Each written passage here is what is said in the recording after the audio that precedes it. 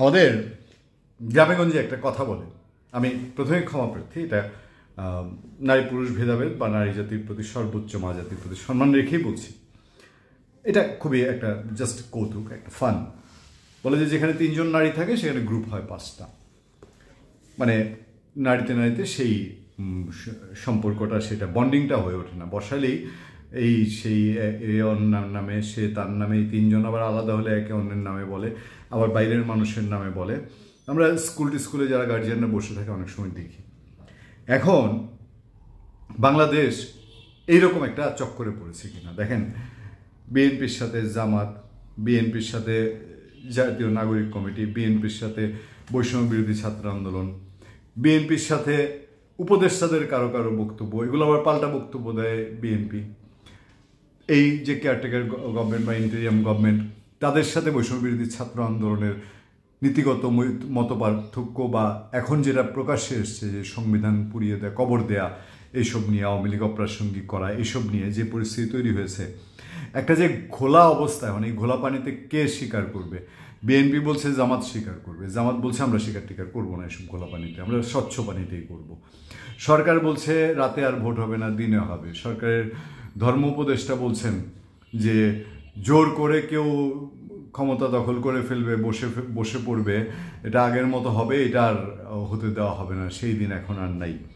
মানে যে যার সাথে পারে তার সাথে একটা লাগা বাঁধা অবস্থা।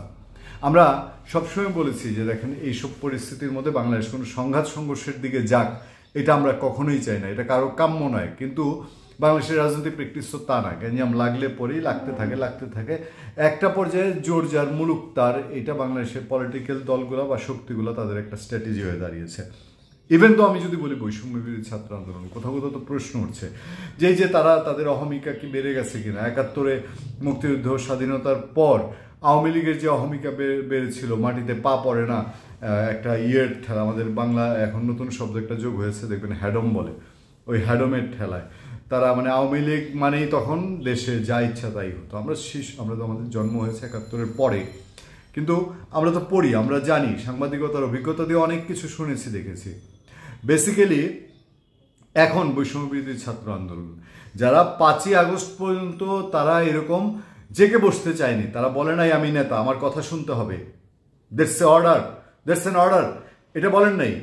এখন ওভাবে না বললেও অনেক কিছু কথাবার্তা এরকম দেখা যায়। এই যে আমরা যেটা চাই না সেটাই ঘটে যাচ্ছে, সেটা এখন কোনো পলিটিক্যাল শক্তির সঙ্গে না হলেও প্রথম আলো রিপোর্ট বলছে যে খুলনায় মোল্লাহাট, সেইখানে খুলনা থেকে 25টি বাস ভরে বৈষম্য বিরোধী ছাত্র আন্দোলনের নেতারা তাদের শহীদ মিনারে যে আপনার এই মার্চ ফর ইউনিটি প্রোগ্রাম, সেখানে যোগ দিতে আসছিল। সেইখানে এক বাস নাকি, যাত্রীবাহী এক বাস, অন্য পাবলিক বাস, সেটা নাকি এই 25টি বাসে চাপ দিচ্ছিল। প্রথম আলোর রিপোর্ট, যদিও প্রথম আলো নিয়ে এখন অনেক কথা আছে, আরেক কন্টেন্টে আপনাদেরকে বলবো। প্রথম আলো তো এখন কোন লাইনে তাদের মক্কা কোন দিকে আপনারা সবাই বুঝে গেছেন।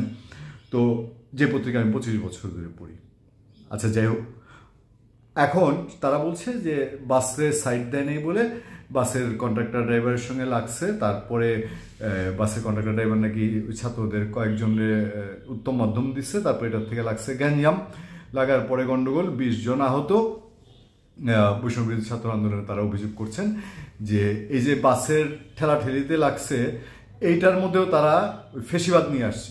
ওই আমি সবসময় আপনাদেরকে বলি, মানে ফেসিবাদ বলতে বলতে তিতা বানায় ফেলছে। এখন ওই ফেসিবাদী সরকারের দোসররা নাকি এগুলো করছে। ঘটনা হলো একটা ক্ষুদ্র বিষয়, যে একটা বাসের সঙ্গে পাল্লা দিচ্ছিল, বাসের কন্ট্রাক্টর হেল্পার সম্পর্কে আপনারা জানেন। এখন ওদের সাথে গ্যাঞ্জাম যখন লাগছে, তখন নাকি স্থানীয় জনগণও এই স্টুডেন্টদের সাথে মারামারি করছে। পুলিশ থানার সামনে ঘুরছে, পুলিশ কিছু বলে নেই। এই পয়েন্টটা আমার কাছে লেগেছে, কারণ বৈষম্য বিরোধী ছাত্র আন্দোলনের সমন্বয়কের ফোন মানে তো বুঝেন, এখন মন্ত্রী মিনিস্টার চেয়ে মূল্যবান। তো সেই গাড়িবহর থানার সামনে গন্ডগোল হয়েছে, পুলিশ কিছু বলে নাই, 20 জন আহত হয়ে গেল। এটা আমার কাছে কোথাও যেন খটকা লাগলো। মানে তাহলে কি কোথাও একটু রশিতে টান পড়েছে যে না, এমনি ছেড়ে দেওয়া যাবে না, পাগলা সার ছেড়ে দিলে কি হতে পারে, এরকম কোনো কিছু কি আছে কিনা। তো আমরা বলছি এরকম খুঁটিনাটি যেটা শুরু হয়েছে বৈষম্য বিরোধী ছাত্র আন্দোলন, এটা ছিল না। আরেকটা জিনিস খেয়াল করবেন, আমি ভিডিওতে দেখার চেষ্টা করলাম, যেগুলো ভিডিও আমরা দেখছি টেলিভিশন এবং সোশ্যাল মিডিয়ায়, ক্যামেরাগুলো আমরা করতাম কি জানেন, বিএনপি একসময় যে ঝটিকা মিছিল করতো, তাদের উপরে যখন আওয়ামী লীগ শাসনের সাংঘাতিক রকম থাবা, মানে মিছিল দেখলেই গুলি করে, তখন 8-10 জন বেরোতে পারলেই আপনার একটা ব্যানারটা নিয়েই কোনো রকম 5-7 মিনিটের আমরা ক্যামেরা নিয়ে হাজির হতাম। টেলিভিশনের ফটোগ্রাফার কিছু নির্দিষ্ট কয়েকজনকে, যাদের সোর্স ভালো যোগাযোগ, তাদেরকে তারা আগে ইনফর্ম করতেন।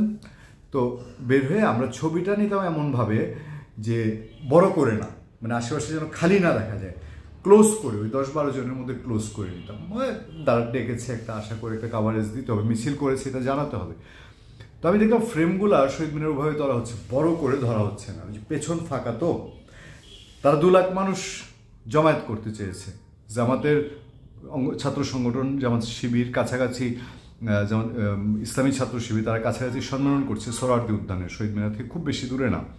তো ওই সম্মেলন শেষে তারা যদি যোগ দেয় তাহলে ভিন্ন কথা, আর তারা যোগ না দিলে বৈষম্যবিরোধী ছাত্র আন্দোলন যেটা বলেছিল প্রায় 2 লাখ মানুষ তারা সমবেত করতে চায়, তারা 5ই আগস্টের মতো মানুষ রাজপথে নেমে এসে তাদের প্রতি সমর্থন দেখ, এইটা আশা করেছিল। ফরমালি সমন্বয়কদের কেউ কেউ বলেছেন। তো আমি অনেক জায়গায় বলেছিলাম আপনাদের 5 মাসের কার্যক্রমের, আপনাদের কমিটমেন্টের, এবং 5ই আগস্টের আগে যা বলেছেন, 5ই আগস্টের পরে যা করছেন, এটা তো মানুষ একটা অ্যাসেসমেন্ট করবে।